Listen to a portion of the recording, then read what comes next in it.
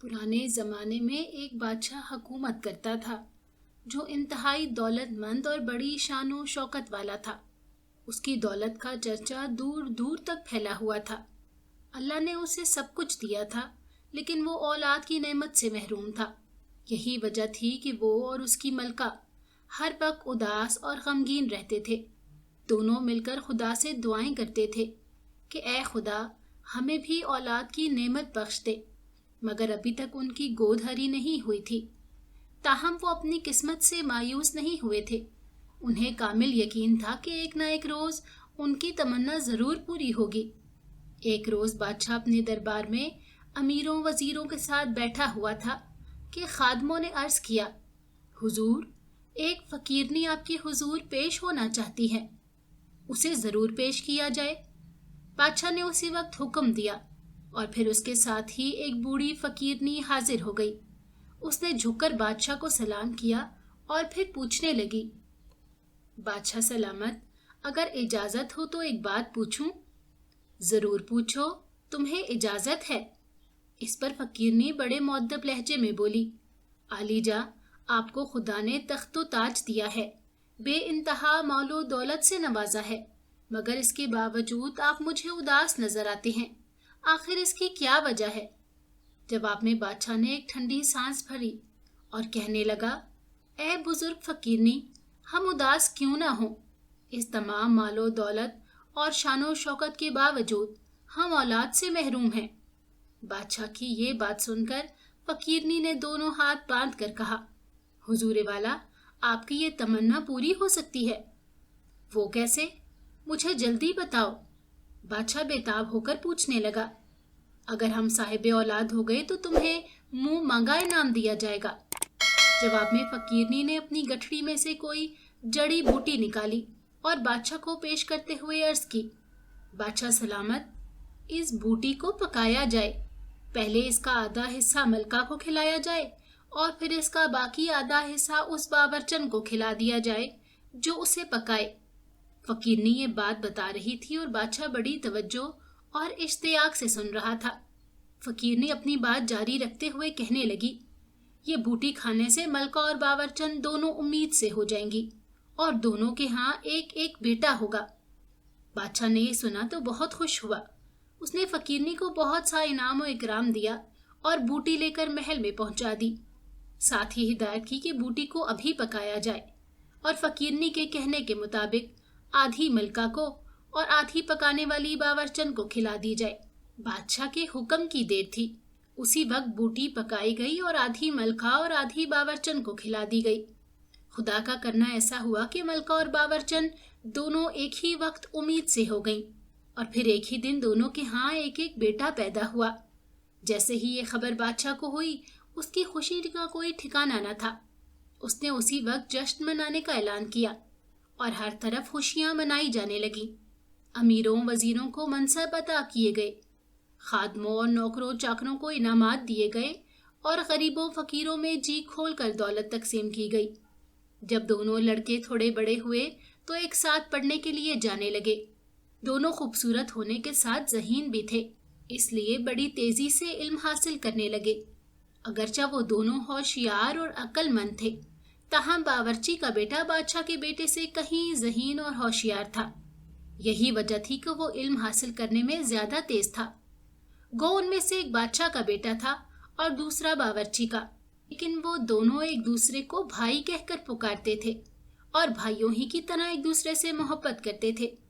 जब दोनों जवानी की उम्र को पहुंचे तो एक रोज बादशाह का बेटा कहने लगा, भाई चलो आज शाही बाग की सैर करें। जवाब में बावर्ची का बेटा बोला, मैं इस वक्त तक बाग में ना जाऊंगा जब तक मेरा बाप बाग को खुशनुमा और खूबसूरत नहीं बनाएगा। इत्तफाक की बात यह कि इन दिनों शाही बाग की देखभाल मुनासिब तौर पर नहीं हो रही थी और वह सही हालत में नहीं था। जगह जगह घास और झाड़ियां उगाई थी। इसी वजह से बावर्ची का बेटा उदास था। उसे देखकर उसका बाप पूछने लगा, बेटा क्या बात है, तुम इस कदर उदास क्यों हो? जवाब में लड़के ने कहा, तुम बादशाहों के बाग इंतहाई खूबसूरत और दीदा ज़ेब होते हैं, मगर हमारे बादशाह का बाग बुरी हालत में है। आखिर हमारा बाग खूबसूरत क्यों नहीं है? दूसरी तरफ लड़के की बात का इल्म जब बादशाह को हुआ तो उसने उसी वक्त हुक्म दिया, शाही बाग को जिस कदर हसीन बनाया जा सकता है बनाया जाए, उसे इतना खूबसूरत बनाया जाए कि उसकी मिसाल ना मिले। बादशाह के हुक्म की देर थी कि उसी वक्त बाग को खूबसूरत से खूबसूरत बनाने की तैयारियां शुरू हो गई। माहिरीन तामीरात, मुजस्मा साज, बेहतरीन माली, लकड़ी का काम करने वाले कारीगर और दूसरे लोग भेज दिए गए, जिन्होंने चंद ही रोज में बाग को इस कदर हसीन और शादाब बना दिया कि वो अपनी मिसाल आप बन गया।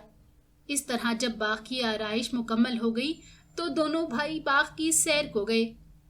वाकई उस वक्त बाग इंतहाई हसीन और दीदा ज़ेब था। हर तरफ फूल ही फूल खिले हुए थे, सरसब्जो शादाब पौधे और दरख्त लहरा रहे थे। ये देखकर वो दोनों बहुत खुश हुए और आपस में बातें करते हुए टहलने लगे। टहलते टहलते अचानक बादशाह के बेटे की नज़र एक मुजस्मे पर पड़ी। ये मुजस्मा एक बादशाह की हसीन और जमील बेटी का था और उसमें सिर्फ उसका चेहरा और धड़ दिखाया गया था, लेकिन उसके बावजूद ये फनकारी का आला नमूना था और पत्थर का होने के बावजूद जिंदगी से भरपूर था। यूं लगता था जैसे शहजादी अभी बोल पड़ेगी। बादशाह का बेटा थोड़ी देर तक मुजस्मे को बड़े गौर से देखता रहा और फिर कहने लगा, भाई, ये मुजस्मा किस कदर हसीन शहजादी का है। हाँ, वाकई ये बहुत खूबसूरत है, उसने जवाब दिया। जिस पर बादशाह का बेटा बोला, जिस शहजादी का मुजस्मा इस कदर हसीन है वो खुद कितनी खूबसूरत होगी। यकीनन वो इस मुजस्मे से कहीं ज्यादा हसीन होगी। इतना कहकर वो किसी सोच में पड़ गया और चंद लम्हों के बाद कहने लगा, काश मैं उसे हासिल कर सकता, मगर मैं उसे कभी हासिल ना कर सकूंगा। बावर्ची के बेटे ने एक नजर उसकी तरफ देखा और बोला, दुनिया में कोई काम नामुमकिन नहीं है, मगर ये काम मुझे नामुमकिन मालूम होता है। उस वक्त बादशाह के बेटे के लहजे में मायूसी की झलक थी, जिसे उसके भाई ने भी महसूस कर लिया था। यही वजह थी वो कहने लगा, अगर तुम उसे हासिल करने के लिए जाओ तो मैं तुम्हारे साथ चलूंगा, लेकिन ये है कौन और कहाँ होगी? कहीं तो होगी, तलाश करने पर क्या नहीं मिलता। बादशाह के बेटे ने उसकी हिम्मत बंधाई और इस तरह दोनों ने शहजादी की तलाश में जाने का इरादा कर लिया। दोनों ने जरूरी साजो सामान लिया, घोड़े तैयार किए और वालिदैन से इजाजत लेकर शहजादी की तलाश में चल पड़े। अगरचा वो दोनों शहजादी के बारे में कुछ नहीं जानते थे, मगर उन्हें उम्मीद थी कि एक ना एक रोज उस तक जरूर पहुंच जाएंगे। वो दोनों अपने घोड़ों को सरपट दौड़ाते चले जा रहे थे। चलते चलाते जब वो एक महल के पास पहुंचे तो शाम हो गई और देखते ही देखते अंधेरा फैलने लगा। आपस में कहने लगे, यहाँ रात बसर कर लेनी चाहिए। चुनाचा उन्होंने घोड़े रोक लिए और इस किला नुमा महल के पास चले गए। ये महल सारे का सारा स्याह रंग का था और आसपास कोई शख्स नजर नहीं आ रहा था। थोड़ी देर तक महल का जायजा लेते रहे और फिर उस महल में दाखिल हो गए। जब वो किले के अंदर गए और इधर उधर देखा तो वहां कोई भी आदमजात दिखाई न दिया। हैरान हो रहे थे कि ये कैसा महल है जहां कोई आदमी नहीं है। बहर सूरत उन्हें रात तो बसर करनी ही थी। एक मुनासिब जगह देखकर उन्होंने अपने घोड़े बांध दिए और खुद बैठ गए।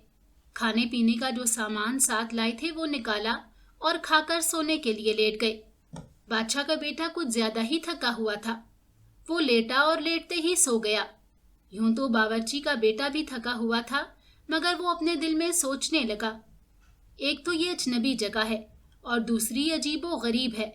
ऐसा न हो हम दोनों सो जाएं और कोई हमें नुकसान पहुंचाए। हो सकता है यहाँ कोई जिन या भूत हो, इसलिए मुझे जागते रहना चाहिए। ये सोचकर उसने बादशाह के बेटे को सोने दिया और खुद जागता रहा।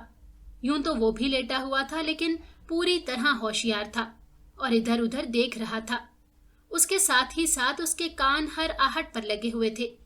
अगर हवा से भी जरा सी सरसराहट होती तो वो चौंक पड़ता।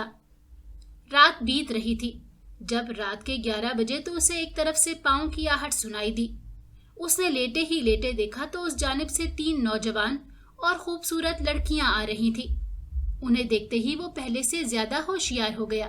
इस वीरान किले में ये लड़कियां कौन हैं? उसने दिल में सोचा और उस बात का इंतजार करने लगा कि देखूं ये लड़कियां करती क्या हैं? तीनों लड़कियां आहिस्ता आहिस्ता कदम उठाती हुई उनके करीब ही आकर बैठ गईं और आपस में ताश खेलने लगी। वो एक दूसरे से बातें कर रही थी और खेल भी रही थी। उधर बावर्ची का बेटा लेटा हुआ टिकटिकी लगाए उन्हें देख रहा था। इसी तरह ताश खेलते हुए उन्हें काफी वक्त गुजर गया और जब 12 बजने में थोड़ा वक्फा रह गया तो एक तरफ से एक बूढ़ा शख्स आया। उसके बाल बिल्कुल सफेद थे। जैसे ही वो उनके करीब आया, उन लड़कियों को मुखातिब करते हुए कहने लगा, सलाम मेरी बेटियों। सलाम अब्बा जान। तीनों लड़कियों ने बैक ज़बान उसे जवाब दिया। वो बूढ़ा शख्स भी उनके पास आकर बैठ गया और बोला, मैं तुम्हें सुनाने के लिए खबर लाया हूँ। कौन सी खबर है अब्बा जान, हमें बताएं। लड़कियों ने बड़े इश्तियाक से दरियाफ्त किया। उस पर बूढ़ा कहने लगा, एक बहुत ही दौलतमंद बादशाह का बेटा अपने घोड़े पर सवार होकर आया है और उसके साथ उसका भाई भी है। वो एक बादशाह की बेटी से शादी करना चाहता है, लेकिन वो अपने मकसद में कामयाब नहीं हो सकेगा। वो क्यों? लड़कियों ने ताज्जुब से पूछा। वो कामयाब क्यों नहीं होगा? उसे कामयाबी कैसे हासिल हो सकती है? जवाब में बूढ़ा बोला, वो और उसका भाई ये नहीं जानते कि वो अपने घोड़ों पर सवार होकर शहजादी को तलाश नहीं कर सकते। वो शहजादी सिर्फ इसी सूरत में तलाश कर पाएंगे जब अपने घोड़ों की बजाय हमारे घोड़ों पर सफर करेंगे। उस वक्त बावर्ची का बेटा खामोशी से लेटा हुआ बूढ़े की तमाम बातें गौर से सुन रहा था। अब तो वाकई उसकी नींद उड़ गई थी। उधर बूढ़ा कह रहा था, एक बात और है। वो क्या? लड़कियों ने फिर सवाल किया तो वो बूढ़ा कहने लगा, वहां दीवार के साथ लोहे की एक छड़ी रखी है। ये छड़ी भी उन्हें अपने साथ ले जानी चाहिए, क्योंकि आगे चलकर एक दरिया आएगा। अगर ये छड़ी उस पानी पर मारेंगे तो पानी फट जाएगा और उन्हें राह दे देगा। इस तरह ये दरिया पार कर सकेंगे। उसके बगैर दरिया पार करना उनके लिए नामुमकिन होगा। फिर जैसे ही ठीक 12 बजने का वक्त हुआ, बूढ़ा और लड़कियां वहां से चली गईं, लेकिन बावर्ची के बेटे ने उनकी तमाम बातें याद कर ली थी। चुनाचा जूं ही सुबह हुई, वो उठा और घोड़ों को चारा डाला। उसका भाई भी बेदार हो चुका था। दोनों ने नाश्ता किया और चलने की तैयारी करने लगे। बावर्ची का बेटा बोला, तुम जरा ठहरो। वो महल में एक जगह गया और उसने वहां से लोहे की छड़ी ले ली। उसके बाद उसने बूढ़े के दोनों घोड़े खोले और उन्हें ले आया। ये क्या कर रहे हो? तुम्हें नहीं मालूम, उसने जवाब दिया और अपने घोड़ों की जीनें उतारकर उन घोड़ों पर डाली। फिर भाई से कहने लगा, आओ अब चलें। इस तरह उन्होंने अपने घोड़े वहीं छोड़े, लोहे की छड़ी साथ ली और बूढ़े के घोड़े पर सवार होकर अपने अगले सफर पर चल दिए। चलते चलाते वो एक ऐसी जगह पहुंच गए जहां दरिया था और उसे पार करना नामुमकिन था। लेकिन बावर्ची का बेटा बूढ़े की बताई हुई लोहे की छड़ी अपने साथ लाया था। उसने आगे बढ़कर पानी पर छड़ी मारी और उसके साथ ही दरिया का पानी फट गया। दरिया के पाट में एक रास्ता बन गया था, जिससे गुजरकर वो दरिया के पार चले गए। जब वो दरिया के पार निकल गए तो पानी का पाट फिर से मिल गया और वो दोनों फिर से अपने सफर पर रवाना हो गए। इसी तरह चलते चलते सफर करते हुए वो उस शहजादी के शहर में पहुंच गए, जिसका मुजस्मा उन्होंने अपने बाग में देखा था। वो वहां पहुंच तो गए थे, मगर अब मसला ये था कि शहजादी तक कैसे पहुंचे। यही कुछ सोचते हुए बादशाह का बेटा कहने लगा, शहजादी को हासिल करना तो बाद की बात है, पहले ये सोचना चाहिए कि हम उस तक पहुंचेंगे कैसे। घबराओ नहीं, कोई ना कोई सबील निकल आएगी। बावर्ची के बेटे ने उसे तसल्ली दी और उसके बाद वो कहने लगा, मेरे जहन में एक तरकीब आई है। वो क्या? तुम्हें बताता हूँ, पहले तुम मेरे साथ आओ। वो दोनों एक सुनार के पास गए और बावर्ची का बेटा सुनार से कहने लगा, हमें सोने का एक बारहसिंगा बना दो। उसके साथ ही उसने कहा, ये बारहसिंगा इतना बड़ा हो कि उसके पेट में एक आदमी बैठ सके और उसको पहिए भी लगे होने चाहिए। सुनार ने जवाब में बताया कि उसकी तैयारी में चंद रोज लगेंगे और उस पर बहुत कीमत आएगी। कीमत की परवाह न करो, तुम जो कहोगे तुम्हें मिलेगा। उन्होंने सुनार को यकीन दिलाया और सुनार ने बारहसिंगा तैयार करना शुरू कर दिया, जो चंद ही रोज में मुकम्मल हो गया। ये बारहसिंगा खासा बड़ा था। उसके छोटे छोटे पहिए थे और उसे तह भी किया जा सकता था। उसके नीचे पेट में एक दरवाजा था, जिसमें से एक आदमी अंदर दाखिल होकर पेट में बैठ सकता था। اس کے علاوہ اس کے اندر ایک کلاک تھا جس کی آواز بڑی سریلی تھی۔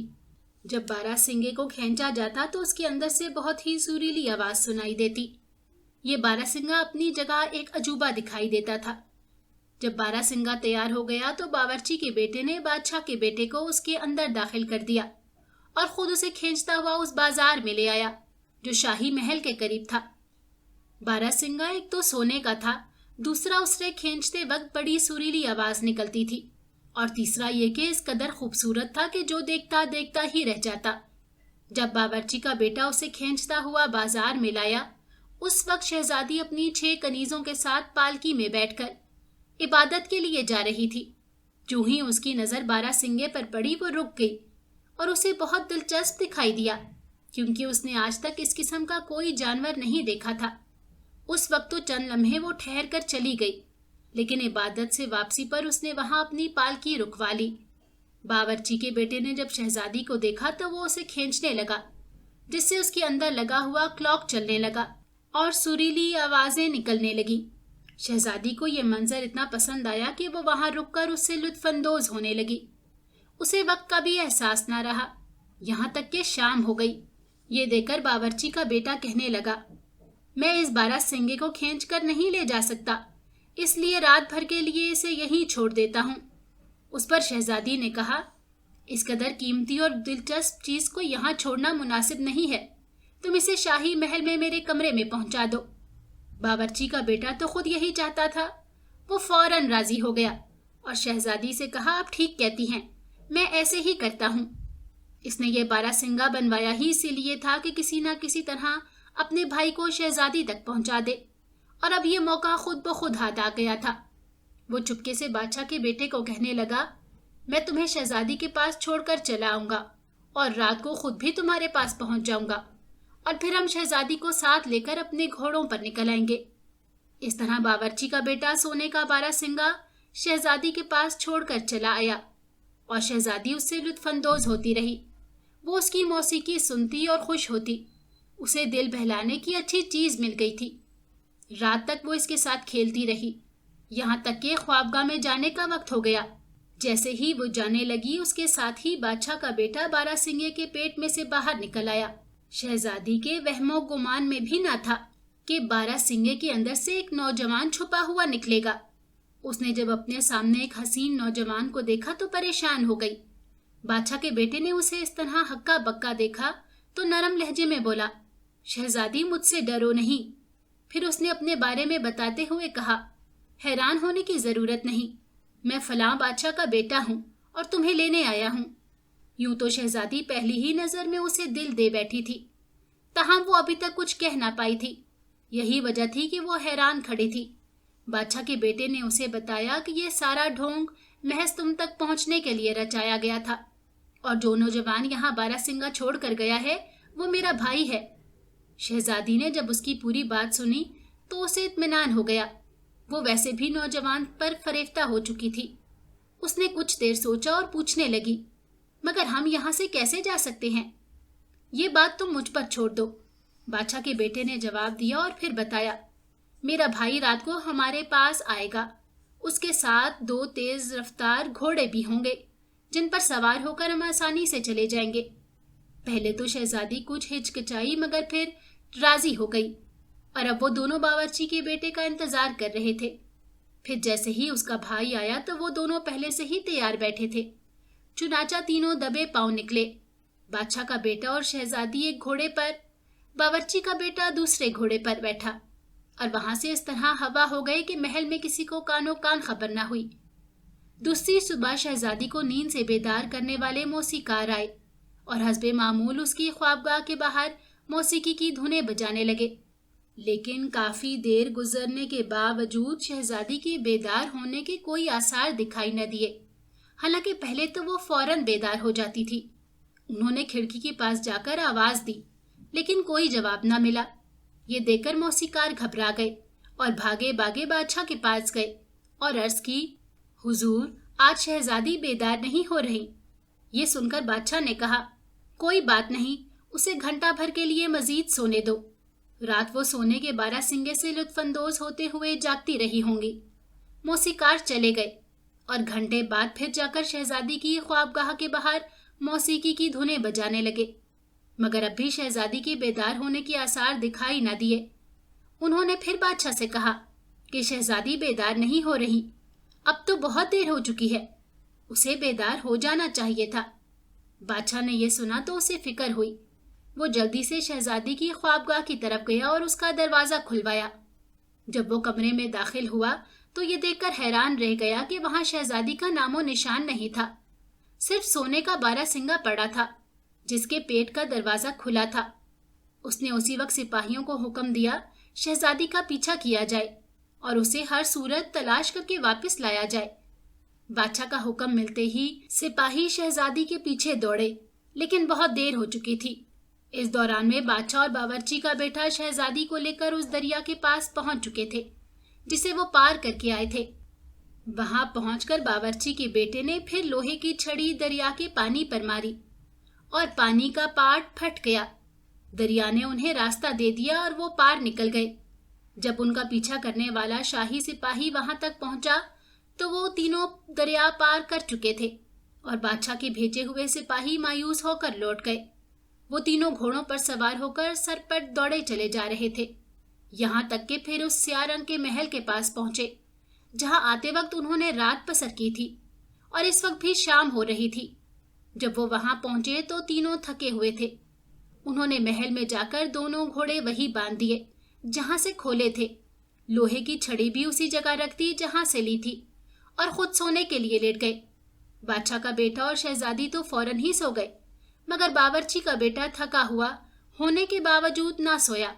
वो अपने दिल में सोचने लगा, मुझे सोना नहीं चाहिए, यकीनन आज की रात कोई न कोई बात जरूर होगी। यही सोचकर वो सोया नहीं और चौकन्ना होकर लेटा रहा। फिर जैसे ही रात के 11 बजे उसने देखा कि वही तीनों लड़कियां आईं और उसके करीब बैठकर ताश खेलने लगी। फिर जब 12 बजने में कुछ कम वक्त रह गया तो वही सफेद बालों वाला उनका बूढ़ा बाप भी आ गया और उसने आते ही कहा, सलाम बेटियों। सलाम अब्बा जान, तीनों लड़कियों ने एक साथ जवाब दिया और वो फिर पूछने लगी, अब्बा जान कोई अच्छी खबर? इस पर उनका बाप कहने लगा, बादशाह का बेटा शहजादी को तो ले आया है, मगर ये उसकी हो ना सकेगी। वो क्यों अब्बा? लड़कियों ने हैरानी से पूछा और उसका जवाब सुने बगैर फिर पूछने लगी, शहजादी उसकी कैसे होगी? जवाब में बूढ़ा कहने लगा, जब बादशाह का बेटा वापस पहुंचेगा तो उसकी सौतेली माँ ताज़ा पानी से भरा हुआ एक गिलास लाएगी जिसमें जहर मिला होगा। अगर उसने वो पानी पी लिया तो फौरन मर जाएगा और अगर उसने वो पानी ना पिया तो उसकी माँ एक घोड़ा लाएगी। उस घोड़े पर बारूद होगा। अगर वो उस पर सवार हो गया तो उसकी माँ उसे आग दिखा देगी और वो घोड़े समेत उड़ जाएगा। और अगर वो घोड़े को आग ना लगा सकी तो फिर वो रात को उनकी ख्वाबगाह में आएगी और आग लगाकर दोनों को जला देगी। मगर अब्बा जान ऐसे कैसे बचाया जा सकता है? लड़कियों ने बाप की बात काटते हुए दरियाफ्त किया तो बूढ़े ने अपनी बात जारी रखते हुए कहा, अगर उस वक्त उनके कमरे में कोई हो और दोनों के जिस्मों को अपनी जबान से चाट ले तो फिर आग उन्हें नहीं जला सकेगी, आग का उन पर असर न होगा। लेकिन क्या? लड़कियों ने ताज्जुब से देखा। उस पर बूढ़े ने कहा, लेकिन ये उनका जिस्म चाटने वाला अगर अपनी कहानी किसी को सुना देगा तो उसकी अपनी जिंदगी खत्म हो जाएगी। जब वो अपनी कहानी सुनाते सुनाते आखिरी अल्फाज तक पहुंचेगा तो पत्थर का हो जाएगा। जब बूढ़े ने अपनी बात मुकम्मल की उस वक्त रात के ठीक 12 बजे थे और ये उनके जाने का वक्त था। लिहाजा बूढ़े ने अपनी बात खत्म की और उसके साथ ही बूढ़ा और तीनों लड़कियां गायब हो गईं। उधर बावर्ची का बेटा लेटा हुआ जाग रहा था और उसने लड़कियों और बूढ़े की सारी गुफ्तगू सुन ली थी। जब सुबह हुई तो उसने अपने घोड़ों को तैयार किया। शहजादा और शहजादी भी बेदार हो चुके थे। उन्होंने नाश्ता किया और अपने घोड़ों पर सवार होकर फिर से सफर पर रवाना हो गए। जब वो अपने शहर पहुंचे तो उन्हें पहले बादशाह के बेटे की सौतेली माँ मिली। उसके हाथ में ताज़ा पानी से भरा हुआ गिलास था जो उसने बादशाह के बेटे तो देते हुए कहा, प्यारे बेटे ये ताज़ा पानी पी लो ताकि जब तुम अपने बाप के पास जाओ तो थके हुए दिखाई न दो। उसने गिलास आगे बढ़ाया ही था कि बावर्ची का बेटा जल्दी से बोला, ये पानी मत पीना, हमने अब तक थकावट में इस कदर तवील सफर तय किया है, अब थोड़ा सा रह गया है वो भी कर लेंगे। इस तरह वो आगे बढ़ गए। मगर अभी थोड़ी दूर गए होंगे कि बादशाह के बेटे की सौतेली माँ फिर से आ गई। अब कि उसके हाथ में एक घोड़ा था। वो कहने लगी, प्यारे बेटे, इस ताज़ा दम घोड़े पर सवार हो जाओ ताकि तुम थके मांदे घोड़े पर अपने बाप के पास ना पहुंच जाओ।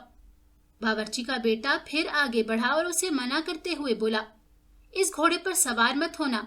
तुमने थके हुए घोड़े पर तवील सफर तय किया है, चंद लम्हे इसी पर गुजार सकते हो। इस तरह उसने बादशाह के बेटे को ना जहर मिला पानी पीने दिया और ना बारूद वाले घोड़े पर सवार होने दिया, और वो सही सलामत अपने घर तक पहुंच गया। मगर बावर्ची का बेटा अभी तक फिक्रमंद था और सोच रहा था कि अभी एक और खतरा बाकी है। रात को जब बादशाह का बेटा और शहजादी अपने कमरे में सोए होंगे तो उसकी सौतेली माँ आग लगा देगी। वो इन दोनों को बचाने के लिए तजवीज़ें सोचने लगा, और जो ही रात हुई वो उनके कमरे में जाकर छुप गया। जब बादशाह का बेटा और शहजादी दोनों सो गए तो वो तलवार सौंध कर एक कोने में खड़ा हो गया। इतने में उसने देखा कि सौतेली माँ दबे पांव कमरे में आई और कमरे में आग लगाकर वहां से भाग गई। जैसे ही वो गई, उसने लपक कर बादशाह के बेटे और शहजादी के जिस्मों को चाट लिया, जिसकी वजह से आग उन्हें जला न सकी। मगर इत्तेफाक से बादशाह का बेटा जाग पड़ा। उसने देखा तो बावर्ची का बेटा उनके कमरे में तलवार सोंते खड़ा था। वो चौंक पड़ा और उसके दिल में शक पैदा हो गया। उसने ख्याल किया कि उसका भाई उसे कत्ल करने आया है। ये ख्याल करके उसने शोर कर दिया और उसी वक्त बावर्ची के बेटे को गिरफ्तार कर लिया गया और फिर उसे फांसी की सजा सुना दी गई। वो बेचारा परेशान था और दिल में सोच रहा था, अगर मैंने सब कुछ बता दिया तो पत्थर का बन जाऊंगा, और अगर नहीं बताता तो फांसी पर चढ़ा दिया जाऊंगा। वो शशोपंज में गिरफ्तार था कि क्या करे और क्या ना करे। आखिर उसने फैसला किया कि सच बता देना चाहिए, ख्वाह कुछ भी क्यों ना हो। मौत तो दोनों सूरतों में है, फिर क्यों ना सच बताकर मरा जाए। चुनाचा जैसे ही उसे फांसी के तख्ते पर ले जाया गया, उसने बादशाह के बेटे को मुखातिब करते हुए कहा, मुझे चंद मिनट की मोहलत दी जाए ताकि मैं सच सच सारी कहानी बता सकूं, फिर मुझे फांसी दे दी जाए। तुम्हें इजाजत है। बादशाह के बेटे ने उसे इजाजत दे दी और उसने अपनी कहानी सुनाना शुरू की। मेरे भाई सुनो, मैं तुम्हें बताता हूँ कि असल हकीकत क्या है। सब लोग मुतवज्जे हो गए और उसकी बात सुनने लगे। शहजादी की तलाश में जाते हुए जब हम स्याह रंग के महल में पहुंचे थे, वहां रात बसर करने के लिए लेटे थे। तुम सो गए थे लेकिन मैं जाग रहा था। जब 11 बजे तो वहां 3 लड़कियां आईं और ताश खेलने लगी। थोड़ी देर बाद उनका बूढ़ा बाप भी आ गया। उसने महल में रात को पेश आने वाला वाकया बयान किया जो वो शहजादी को लेकर आए थे और आते ही उसी महल में रात गुजारी थी। बावर्ची के बेटे ने उस रात में पेश आने वाले हालात का भी जिक्र किया। उसके साथ उसने लड़कियों और उसके बाप की सारी गुफ्तगू भी बयान की और बताया कि मैंने बूढ़े की हिदायत पर अमल करते हुए तुम्हें शहजादी तक पहुंचाया और उसी की हिदायत के मुताबिक तुम्हारी जान बचाई। अब उसने शुरू से आखिर तक पूरी कहानी सुनाई और जब बात मुकम्मल करते हुए इन आखिरी अल्फाज तक पहुंचा, मैं तलवार लिए तुम्हारी और शहजादी की हिफाजत के लिए खड़ा था। अगर मैं तुम दोनों का जिस्म न चाटता तो तुम दोनों आग में जल जाते। जैसे ही उसने ये कहा, उसका जिस्म पत्थर का बन गया। उधर बादशाह के बेटे को जब सारी हकीकत का इल्म हुआ तो उसे बहुत अफसोस हुआ। वो सोचने लगा, मेरे भाई ने मेरे साथ इतनी नेकी की और मैंने उसके साथ ये सलूक किया। उसने मेरी जान बचाई और मैं उसकी जान ले रहा हूँ। उसे पता चल गया था कि उसका भाई पत्थर का क्यों बना है और उसका इलाज भी उसी बूढ़े को मालूम था जो स्याह रंग के महल में रहता था। उसने उसी वक्त अपने खादमों को हुक्म दिया, मेरा घोड़ा फौरन तैयार किया जाए। और जब उसका घोड़ा तैयार हो गया तो वो उस पर सवार होकर उसी महल की तरफ रवाना हो गया। उसका दिल चाह रहा था कि किसी तरह उड़कर पहुंच जाए। एक एक लम्हा उस पर भारी गुजर रहा था, लेकिन सफर तो आखिर सफर था, उसे तय करना ही था। रास्ता भी दिन भर का था, इसीलिए वो घोड़े को सर पर दौड़ाता हुआ चला जा रहा था। यहाँ तक कि शाम हो गई और वो उसी स्याह रंग के महल पहुंच गया। वहां जाकर उसने पहले की तरह घोड़े को बांधा और उस जगह लेट गया जहां बावर्ची का बेटा लेटा था। आहिस्ता आहिस्ता शाम गहरी होती गई और फिर रात का अंधेरा फैलने लगा। बादशाह का बेटा खामोशी से लेटा था और होशियार था। उसके कान हर आहट पर लगे हुए थे। इसी तरह रात गुजरती गई और जब 11 बजे तो उसने देखा कि महल की जानिब से 3 हसीन लड़कियां आईं और उससे थोड़ा फासले पर बैठकर ताश खेलने लगी।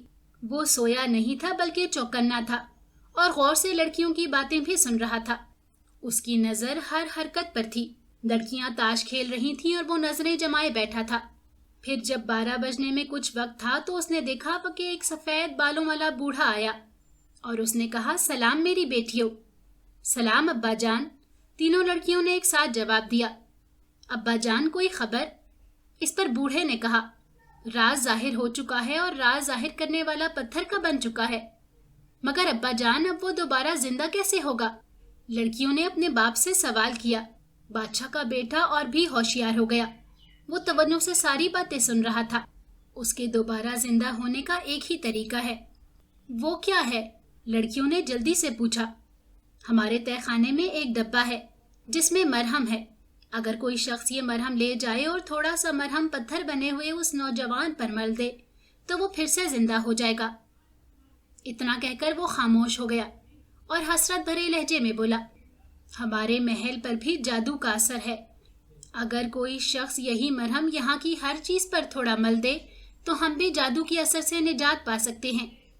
جو ہی بوڑھے نے یہ الفاظ کہے اس وقت 12 بج چکے تھے اور اس کے ساتھ ہی بوڑھا اور اس کی بیٹیاں غائب ہو گئیں اور صرف بادشاہ کا بیٹا رہ گیا جو تنہا صبح کا انتظار کر رہا تھا۔